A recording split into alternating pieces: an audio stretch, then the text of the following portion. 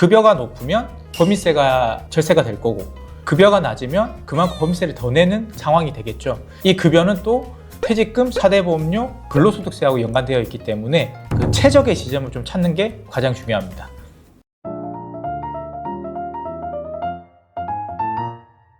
안녕하세요. 박성문의 세무노트 박성문 세무사입니다. 대표님들 이제 법인을 설립을 하고 사업을 운영할 때 많이 막막해 하시는 부분들이 대표자의 급여를 얼마를 설정을 해야 되느냐, 그 질문들을 좀 많이 하시는데요. 직원들 같은 경우는 어느 정도의 어떤 급여를 줘야 된다라는 어떤 시장의 기준이 있는데, 대표님들 같은 경우는 그런 기준이 없기 때문에 좀 막막해 하실 수도 있는데요. 제가 이번에는 어떻게 해야 대표님의 급여를 좀 합리적으로 결정할 수 있는지 그 기준점을 한번 제시해 보도록 하겠습니다. 대표님의 급여 설정이 왜 중요한지는 이 구조를 아셔야 돼요. 급여가 높으면 법인세가 절세가 될 거고, 급여가 낮으면 그만큼 법인세를 더 내는 상황이 되겠죠. 그래서 적절한 어떤 급여 수준을 찾는 게 상당히 중요하고요. 이 급여는 또 퇴직금, 4대 보험료, 근로소득세하고 연관되어 있기 때문에 그 최적의 지점을 좀 찾는 게 가장 중요합니다. 그러면 우리가 급여를 설정할 때 어떤 걸 고려를 해야 될까요? 우선 첫 번째로 사업을 함으로 인해서 그 벌어들인 소득으로 생활을 하셔야 될 거 아니에요. 그러니까 내가 월에 어느 정도의 고정비가 들어가느냐, 그 고정비에는 기본적인 품위 유지비가 있을 거고, 생활비가 있을 거고, 기본적인 용돈이 있을 수 있겠죠. 그 다음에 이 급여를 가지고 좀 활용을 해야 되는 어떤 영업비적인 부분들도 있을 수가 있어요. 그런 영업비도 고려하셔야 되고요. 그리고 회사에 어느 정도의 어떤 여유 자금이 있다라고 하면 대표이사 급여를 설정함에 있어서 어느 정도의 예비비로 더 추가로 급여를 설정할 건지도 결정을 하셔야 됩니다. 왜냐하면 이제 우리가 법인에서 급여를 받아가는 데 있어서 고정비 이외에 예비비를 두고 이 예비비를 활용을 해서 자산 형성에 활용을 해야 되기 때문이죠.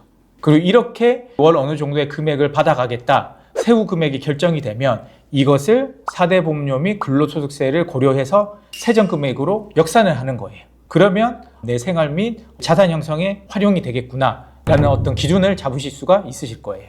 그리고 급여 설정하는데 앞서서 4대 보험료도 중요한 결정 요인이 될 수가 있기 때문에 이 4대 보험료율도 조금 알고 계셔야 돼요. 대표이사 같은 경우는 고용과 산재 대상은 아니라서 연금과 건강보험료만 부과가 될 건데요. 그러면 이 보험료율이 어느 정도 되느냐, 급여의 18% 정도로 러프하게 생각을 하시면 돼요. 또 하나가 대표님이 이제 퇴직 시점을 앞두고 있다, 그러면 원하시는 퇴직 규모를 설정을 하고 그에 맞춰서 급여를 점진적으로 좀 수정해 갈 필요는 있습니다.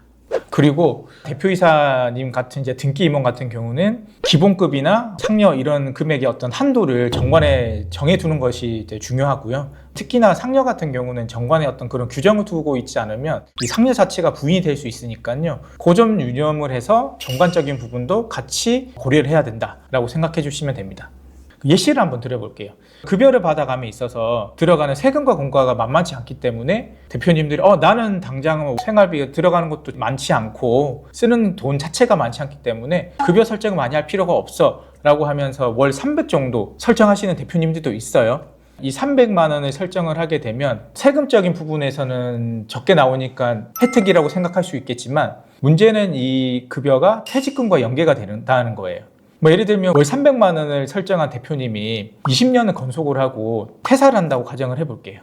범에서 정하는 어떤 퇴직금의 한도가 있거든요. 그 한도로 계산을 해보면 20년을 건속하고 퇴직한다라고 치면 월 300만 원 급여 기준으로는 7,200만 원밖에 안 된다는 거예요. 그런데 우리가 같은 기간에 정관으로 퇴직금 규정을 설정을 2배수로 하고 월 700만 원의 어떤 급여를 받는다라고 했을 때 대표님이 받아가시는 퇴직금이 대략 3억 3천만 원이 나와요. 월 급여 차이는 400만 원이지만 퇴직금에서 어마어마한 차이가 발생을 한다는 거죠. 그래서 퇴직 시점을 좀 염두에 둔다라고 하면 급여 설정이 가장 중요한 지점이 될 수 있는 거죠.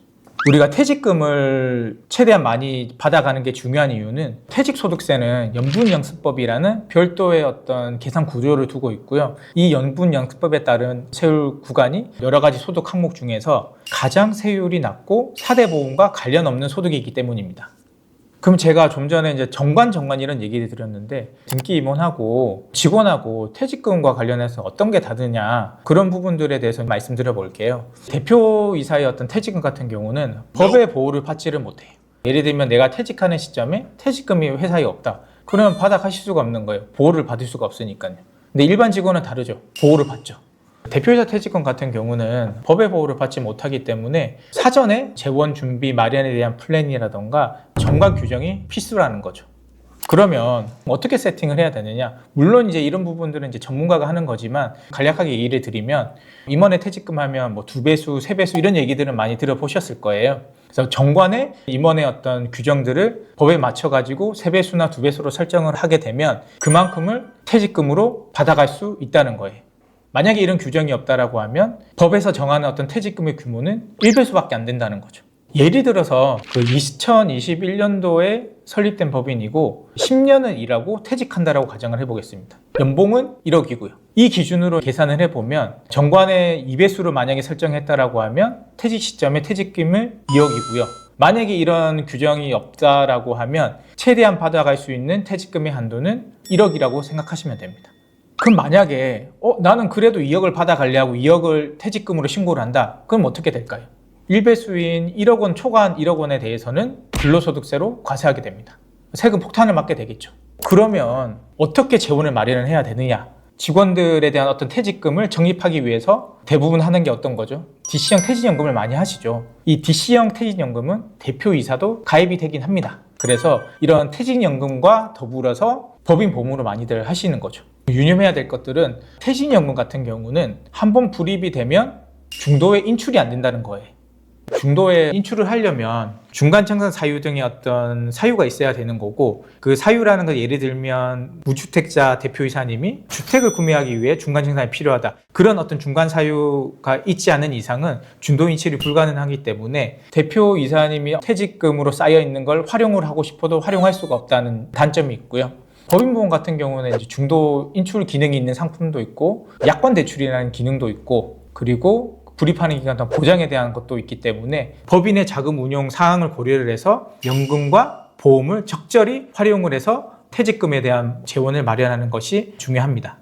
그러면 이 급여를 설정함으로 인해서 법인세에 어느 정도의 절감 효과가 있는지, 어느 정도의 적립금이 필요한지 제가 말씀을 한번 드려보겠습니다. 연간 법인세 및 지방세 22% 세율 구간의 예시로 들면 우리가 월급여가 500만 원 정도라고 하면 1,320만 원이 법인세 절감이 되는 겁니다. 그리고 이 연봉 6천만 원을 기준으로 최대 퇴직금을 받아갈 수 있는 금액은 근속연수 20년 기준으로 한다라고 하면 2억 4천만 원이고요. 이거를 20년간 적립을 한다라고 쳤을 때 월 100만 원씩 적립이 필요하다라고 얘기 드릴 수가 있습니다. 그리고 월 1,000만 원을 받아간다. 그러면 연봉이 1억 2천이죠. 그럼 1억 2천이면 법인세 및 지방세 절감되는 금액은 2,640만 원이고요. 그리고 최대 퇴직금을 받아가기 위한 적립 규모는 월 200만 원입니다. 대표님의 급여는 편한 대로 결정을 하시면 안 되고 월 예산, 법인세, 소득세, 4대 보험료, 퇴직금 이 5가지를 고려해서 최적의 급여로 설정을 하셔야 됩니다. 그리고 퇴직금은 나중에 생각하면 늦습니다. 실제로 이제 사업을 정리를 좀 생각하고 있는 과정에서 이 퇴직금을 받아갈 수 있는 법인 재원이 없어서 퇴직을 미루시는 대표님도 있거든요. 우리가 법인 설립을 하고 10년, 20년 뒤 후회하지 않으시려면 지금 꼭 급여와 퇴직금 이런 구조들을 점검을 꼭 해보셔야 됩니다. 저는 다음 영상에서 더 유익한 세무 정보로 찾아뵙겠습니다. 구독, 좋아요, 알림 설정 부탁드립니다. 감사합니다.